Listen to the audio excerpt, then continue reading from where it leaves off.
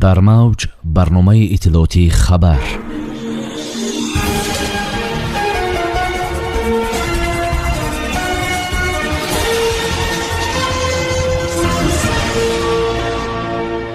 президенти ҷумҳурии тоҷикистон муҳтарам эмомалӣ раҳмон, раиси кумитаи муштараки сардорони ситодҳои артиши ҷумҳурии исломии покистон генерал Соҳир Шамшодро ба ҳузур пазируфтанд.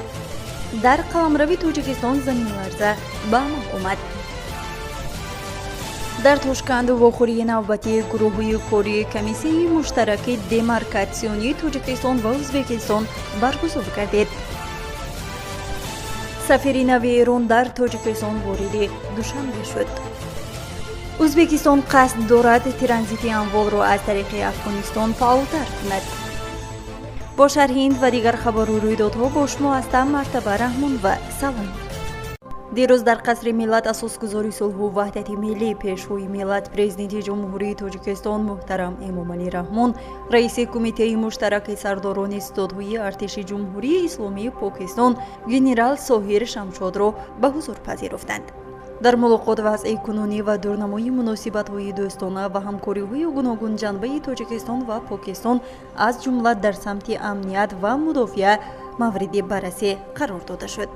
ҷонибҳо аз равандҳои ташвишовари замони муосир ёдовар шуда ба зарурати тақвияти минбаъдаи ҳамкориҳояшон дар соҳаҳои мубориза бо терроризм, ифротгароӣ, истеҳсол ва гардиши ғайриқонунии маводи мухаддир, ҷинояткорӣ фаромиллӣ ва дигар масоили мавриди таваҷҷуҳи тарафҳо таъкид намуданд. зимни мулоқот ҳамзамон дар робита ба масъалаҳои мубрами байналмилалӣ ва минтақавӣ аз ҷумла вазъ дар Афғонистон табодули назар анҷом гирифт.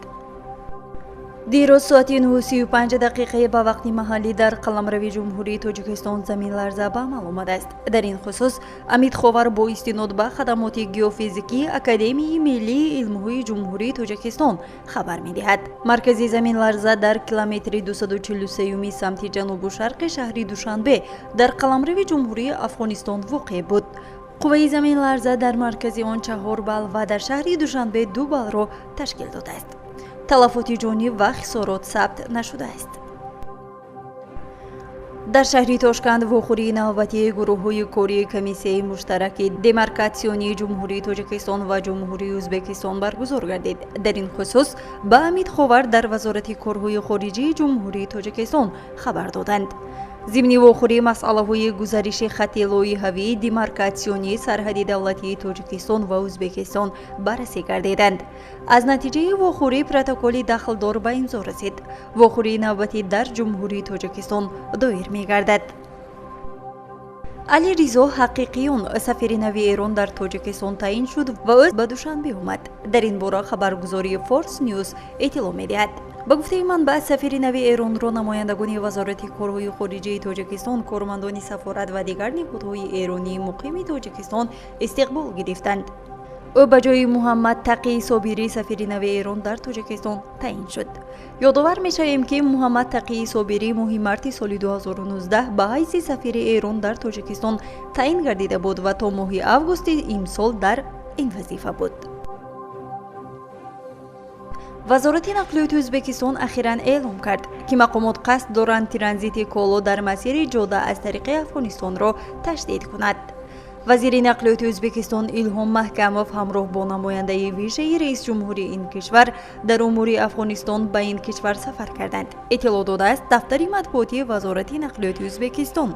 дафтари матбуотӣ ин ниҳод таъкид кардааст, ки тарафайн ҳамчунин тавсияи ҳамкорӣ байни ширкатҳои нақлиётии логистикаи ду кишвар, эҷоди шароити мусоид барои ширкатҳои ҳамлу нақли ҷодаи байналмилалӣ аз ҷумлаи рафъи маҳдудиятҳои транзитӣ аз тариқи хоки Афғонистонро мавриди таваҷҷӯҳ қарор доданд. дар ҳамин ҷо мерасем ба фарҷоми барномаи иттилоъотии хабар. то барномаҳои дигар, хайр. барномаи иттилоъотии хабар. аз рӯйдодҳои Тоҷикистон, минтақа ва ҷаҳон огоҳ бош.